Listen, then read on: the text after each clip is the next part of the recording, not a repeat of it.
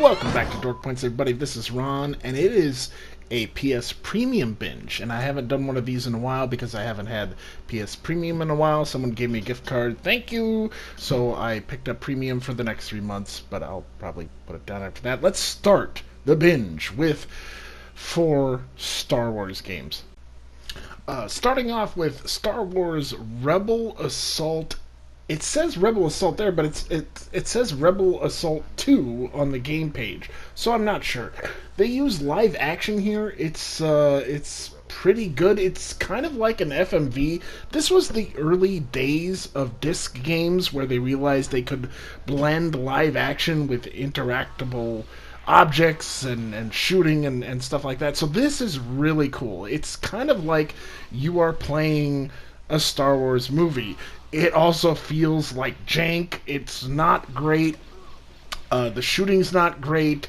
The flying is not great. But, you know, this was that era. And I might be saying this a lot tonight, but this game really does give me the warm fuzzies. I have never played it before, but it brings me back to that era when you first saw someone putting a CD or a disc into a game station, whatever, game station, and you would see it and be like, it's like a movie, I'm playing a movie. However, this level is so hard, and I have not proceeded any further. Unfortunately, this Millennium Falcon mission is a killer, but still warm fuzzies. Alright, moving on to Star Wars Demolition. This game does not give me the warm fuzzies, it gives me the cold ickies. Your reticle moves away from you. Is that the person I'm targeting? There was no tutorial in this. I guess you just play the game and learn how to play it. That's the way the games were back in the day. You just play it and learn how to play it. But yeah, I have this aiming system that doesn't seem to be aiming at anything I'm pointing at. And, yeah, and, oh, here we go. Yeah, like, your view, your camera is totally broken and just, Ah, there you go, my butthole is destroyed. Okay, moving on to Star Wars Racer Revenge. Now, I'm sure a lot of you my age remember playing the original Star Wars pod racers in the arcade. It's the same feeling, it brings it back. Warm fuzzies again, it really does work on this one. And also, I was weirdly naturally good at it. Not great, but I could play it again. I jumped back into it and I understood the controls. It's simple enough. It still looks pretty good for its time. It's fun, but this is all it is, of course. Alright, moving on to, final Star Wars game of the 4, Star Wars Episode 1, The Phantom Menace.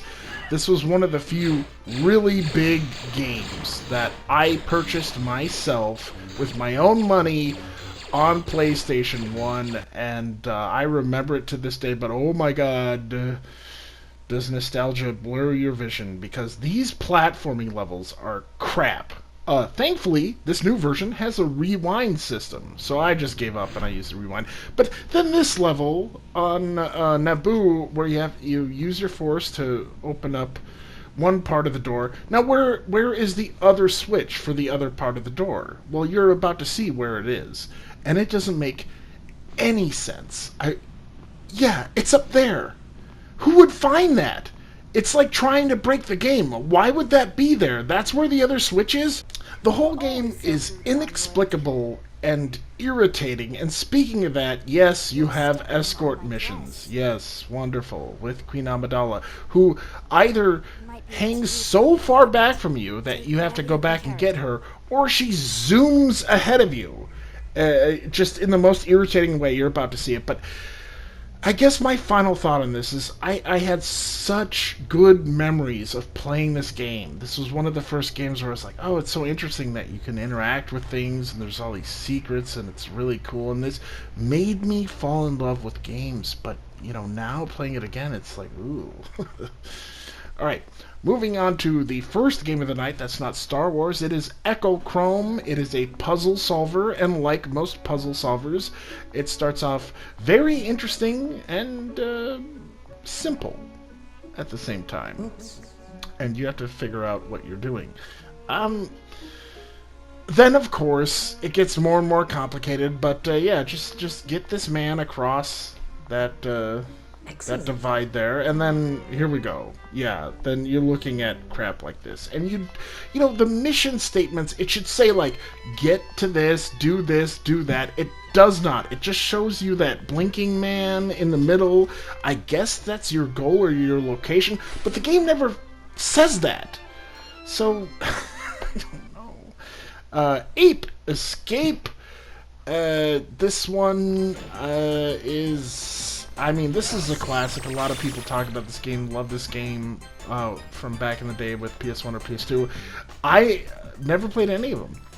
I don't recall them at all. I think I saw them and understood what they were and just was not interested. You get a little lightsaber, you get a net, you go and you capture monkeys. Again, with all of these PS1 and PS2 games, the visuals, like the controls for your visuals, like moving the camera, they're all inverted. So you have to go into the options and take inversion off or inverted camera off. And yeah, it takes a minute to understand what you're doing. Fun and enjoyable until I got to this point. Push the left stick down to dive. I click on it, I guess. Tilt away from the... what was that? Oh, I don't know. It wasn't on there long enough. Now what do? I just float. Ugh. Right, and the same thing with this. G Police. You know, I did, at least this had a tutorial, and I did the tutorial, and I understood what the tutorial was. It was Superman 64. It's racing through rings. But when you get into the actual game, it doesn't seem to have anything to do with that at all. You're chasing down a felon because you're the G Police, but I can't find him. He moves so fast and off my screen, and the controls are all inverted as ass, and I can't figure out what to do, and I keep running into walls, and it's this cool open world, but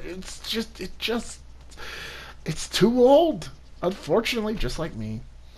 Now moving on to Sly Cooper in the Thievius Raccoonus, which is old and beautiful. Kind of like me.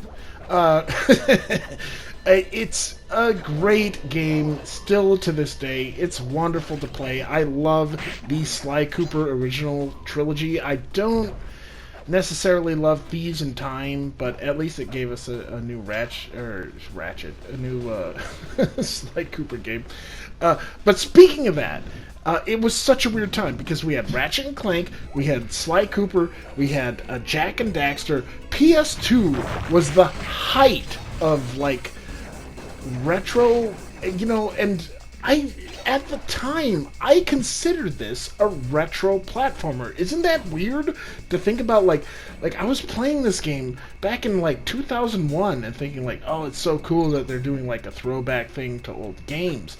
But at the time no one cared because everyone was playing like the most modern games. FPSs were in their prime, you know, and these were kind of janky, as you can see me falling into the swamp there. They were still a little difficult. They didn't perfect it. Now, speaking of that, Ratchet and Clank Size Matters. The entire series of Ratchet and Clank is amazing, but unfortunately on the PS Premium app, for some reason, all of the Ratchet and Clank games, other than this and Secret Agent Clank, are stream only, and it's just stupid. But you know, this is an amazing game. This was made for, I think, the PSP or PS Portable or PS Vita or one of those, and then it was ported to PS2. But it looks kind of like a remaster. Like, this looks really good, this scene here. I don't remember this being in the original game, but I played it, I beat it, and now going back to it, it's kind of a nightmare. Speaking of a nightmare, here's the nightmare level, where you have these whooshies, these blurries around you, which makes the platforming just irritating. You know, to be honest, the game is mostly irritating. Watch this. Okay, I have full health. He hits me once, boom, down to death. Just from that one hit. And then 2 hits and you're dead. This game is so hard. I don't understand it.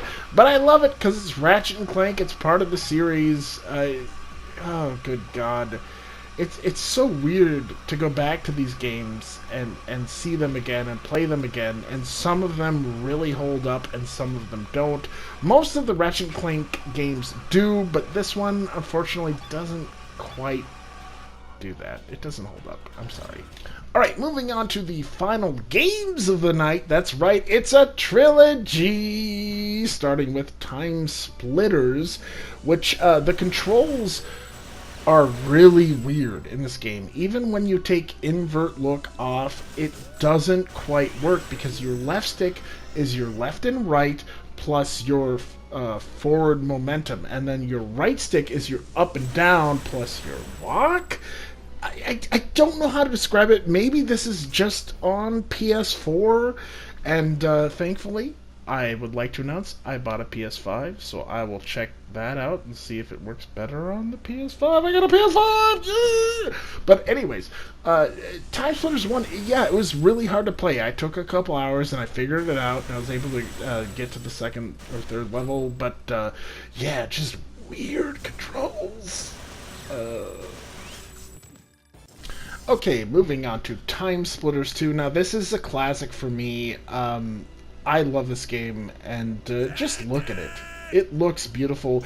This is a game that Odie actually borrowed to me when I think I first met him ages ago. So thank you, Odie, and I love this game. And speaking of the fact that a lot of people were ignoring the platformers on the PS2, mainly because there were so many great shooters and other things. And look, this game has a map maker. I made my own square map thing in Time Splitters 2 on the PlayStation 2. There's my map. Enjoy. But yeah, it's amazing. You know, PS2, you had Killzone, you had Blackout, you had all these just great things, and I presume this is early PS2, but whatever. This Wild West level is so great. This is another moment where I really fell in love with gaming and realized you could do so much more with it.